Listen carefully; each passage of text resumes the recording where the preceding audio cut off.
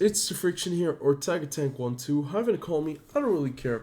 Welcome back to World of Tanks, where we are previewing the Jagdtiger Prototype. This is a tank that is new to World of Tanks, and it was added with the, fall loot boxes that were only available and have only been available to the Asian server so far. And it's the same deal as with the TL7. I've made the video on that as well. So the Jagdtiger Prototype, it's a tier A premium Jagdtiger. It's the second one that will join the Jagdtiger family at tier 8. The other one that we have is the Jagdtiger 88, a tank that is very well liked, but also maybe a bit hated, depending on who you ask. Yeah, the Jagdtiger Prototype is basically the prototype version, and it's the Jagdtiger as we know it in stock. Now, if you do recall how this, or like a version of this Jagdtiger was actually in the game with the old 12.8 centimeter gun, the stock 12.8 centimeter gun, this is the old school Jagdtiger that we had in the realistic battle mode, where we were able to play historical battles, and there were Jagdtigers on the side of the German team. So basically, it's a Jagdtiger, alright, 150 at the front, 120 on the lower plate. Superstructure up top is 250 millimeters thick, so quite thick, but it's really, really flat. And then you have this huge, gigantic gun mantlet, which is really difficult to engage. Oh, it's a bit late. Sorry about that. But yeah, so nothing has changed on this vehicle, but there are some things that are quite interesting, and it's the 12.8 centimeter gun and the fact that it's at tier 8. I always thought that the Jagdtiger was supposed to be fighting like Sherman tanks, like IS-2s, IS tanks, maybe some early IS-3 vehicles, because that was the design philosophy when they produced the Jagdtiger. Was supposed to be a vehicle that counters all of that heavy Soviet armor that was coming in from the east. So yeah, when you're playing it at tier 9, the armor just doesn't feel as good as it should be, because the armor, unfortunately, is just no longer really competitive against the vehicles that you're fighting against. But still, let's take a look. So we have the PAK 44-1 L55, 12.8 centimeter gun with the 246 millimeters of penetration, and the 490 damage. So this is basically the damage output, the also the rate of fire that we know of. The penetration is also the same, 246. So if we take a look at the ammo that we have right here, so 246 with the AP shells, the shell velocity is only 920 meters per second. You have high explosive shells and APCR shells. APCR shells have 1,150 meters per second shell velocity and 311 millimeters of penetration. Now, the high explosive shells aren't as good, 65 millimeters of penetration, only 920 meters per second shell velocity. So it's a 12.8 centimeter gun on a tier 8 vehicle, which is still nonetheless quite interesting, because the armor at tier 8 might just be a bit more competitive. Keep in mind, tier 7 tanks and tier 6 tanks now are able to face this tank at tier 6, 7, or 8, because it's a Jagdtiger at tier 8. Now, obviously, people have been doing that for years now with the Jagdtiger 88, since that tank even has preferential matchmaking. But the difference is it does not have the same caliber of gun. So let me real fast go with Brazilian arms concealment, recon, and also situational awareness, because that's usually what I have on my crew. So yeah, let's take a look. DPM is actually not too bad, 2,412 damage per minute, 490 alpha damage with a single shot, 12-second reload time, rate of fire is almost 5 rounds per minute.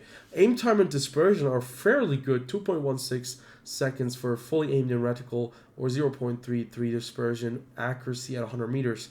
So you're actually going to be quite a decent sniper with this tank at distance. Dispersion while moving, tank traverse is okay, 0.18, but you will still have to stop, and you don't have a turret, so it's not that important. Top speed is what you expect of the Jagdtiger. Not that great. 38 kph. Going forward, 12 kph in reverse. Yeah, that's certainly not going to win you any prizes. But still, like the vehicle will get you to the positions faster than the T95. And keep in mind, you're at tier 8, so it's still okay. The power to weight ratio, on the other hand, 9.34 horsepower per ton. That's just really ridiculous. It's so low. And so is the tank traverse. 21.33 degrees per second. I'm not sure if the tier 9 Jagdtiger is like that, but I don't have it as bad in my mind with that horrible turn time. I would really want to check the Jagdtiger real fast, the original Jagdtiger, just to see if it turns fast. Yeah, it turns faster. And the original Jagdtiger, obviously, also this is the it's the fully upgraded. No, it's actually not. It's the fully upgraded version. Yes, it is. So yeah, turns faster and basically has better stats all over. 7.5 degrees of gun depression though on both of them. It's the same number. 15 degrees of gun elevation. It's also quite nice. But you do lose a bit of health, about 500 HP of it. But for a tank destroyer of this stature, still having 1,600 HP at tier 8, that's nonetheless not too bad. That's about on average the HP of a tier 8 heavy tank most of the time. So you can't be too mad about that. Base view range is at 390 meters, which I did not expect, to be fair. And stationary camo was never good on the Jagdtiger. I remember when I first played my Jagdtiger, it never really had great stationary camo. So that's just not going to be the case. You're not going to be able to, keep your tank hidden because it's just such a large, bloody target, and it's not that easy to hide. So let's take a look. What can we do right here? So one of the major downsides to this tank, as we have to discuss, certainly is the horrible traverse speed. And I think you could go over gun rammer class 1 if you have the firepower position, the firepower slot already available. That seems to be a pretty good option. Now let's take a quick look about reinforced suspension and lightweight suspension. Now with this vehicle, I'd have to be honest, how far are you going to be traveling with a Jagdtiger? That's the question. I would probably want to have better track traverse, but if you take lightweight suspension, look at how much you lose on effective top speed when you don't go with reinforced suspension. You only have 30 kph on like hard ground. Medium it's only 25, and soft it's like really terrible 13 kph.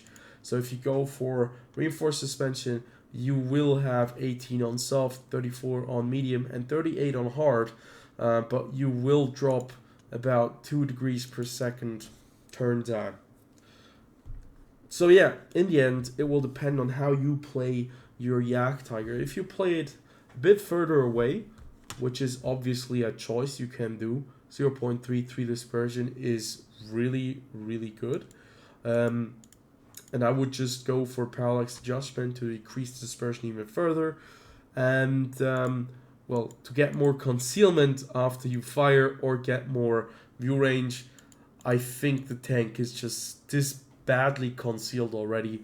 It's not going to do a lot, so I'd rather go for more view range and finally survivability or scouting slot. Now, it would be really great if you had a mobility slot.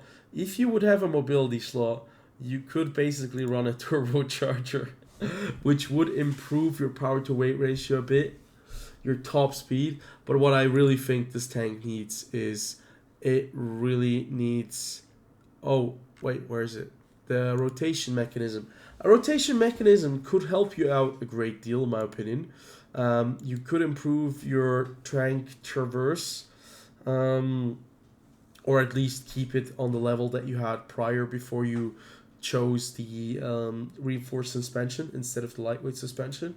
You could also go for a lightweight suspension and the improved rotation mechanism. It would just mean that your tank is a lot slower on well, basically any place. But yeah, oh, look at that. Now, this is this is what I'm talking about. You know what? Additional growers is plus 15% to rotation speed. So if we take that away, and we add additional browsers on top of it, and we also add the improved rotation mechanism, it actually doesn't look too bad. 25 or 28 degrees per second tank traverse. You could go for lightweight suspension at the same time. You have 28.35 degrees per second, which is still horrible if you think about it, but it would be a lot better than to have this horrible 21 degrees per second. Also, if you're running chocolate, you could improve it even further, and that's where you could basically think about maybe, let me try some things out. We add the improved mechanism in here. We add the grousers, or we keep the grousers to have the tank traverse. And finally here, which would be a scouting slot or the survivability slot, since the Jagdtiger is played fairly often in an aggressive position, you could go with the improved hardening class 1. You would lose some of your DPM. You'd be at 2,519, which is still formidable for a tier 8 tank destroyer, in my opinion. You have the armor. You could play it as an aggressive TD. You would have the tank traverse at the same time as well. And you don't have to worry too much about your camouflage, which is not that great. You don't have to worry too much about your view range, since it's only at 426 meters. But you can still certainly work with that. And yeah, I think this would look like a pretty good setup for close quarter fighting. Obviously, the Jagdtiger 88, the armor is, well, it has been figured out. People know what the armor is like on the Jagdtiger. With the Jagdtiger prototype like this is a Jagdtiger I would play aggressively in the game. But if you would switch it around, you could obviously also like change some things and make it a very good sniper. Instead of going for improved hardening, you could go for scouting, and then you could add, for example, right here, low noise exhaust system to get your more camouflage, and you'd still have like the rotation speed to be able to engage targets fast enough, because I think at least about 26 degrees per second turn time is something that I would need when I play an assault tank destroyer like the Jagdtiger is. And I think this would be a pretty balling setup with the improved hardening. You get more HP, you get everything, better resistance and suspension durability, and this would look pretty good in my opinion. Also, top speed, like one of the issues could be the reverse speed, which is a bit slow, but you could get there and you could fight. The issue is just your power to weight ratio is really, really bad. So I'm not sure. Maybe what if we use a turbocharger? I think I would rather have more traverse speed than the turbocharger, to be fair. So like grousers would give you better tank traverse, and you'll be much more able to fight back when vehicles are in front of you and turning to either one of those directions. Now, obviously, it's not going to help you if your tracks are taken out, but with this, track repair would be really, really, really good. Okay, it's still at 10 seconds. Wait a minute, that doesn't make any sense. Wait, so repair, maybe we have brothers in arms activated, yes. What about repair? So repairs, if you have repairs on your entire crew, it's at 5 seconds. Okay, so look, German TDs, you're going to be playing like the Jagdpanzer 100. You probably will be doing quite well with repairs. You will have 5.1 seconds repair time.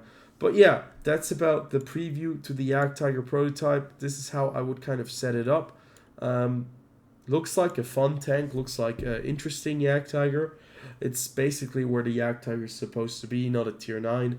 At least without the big gun, I think The chassis itself, the hull is a bit of a letdown. Sadly, it's just not that much more of a viable choice. But other than that, the gun itself, you know, it's German gun, decent rate of fire, it's decent platform against tier 8 certainly, and this is where your armor is going to be effective again. So not too bad. Might be a vehicle that might be interesting in the future. So I'll see you guys in the next video. Until then, tell me what you think of the Jagdtiger Prototype. I'll see you guys on the next video.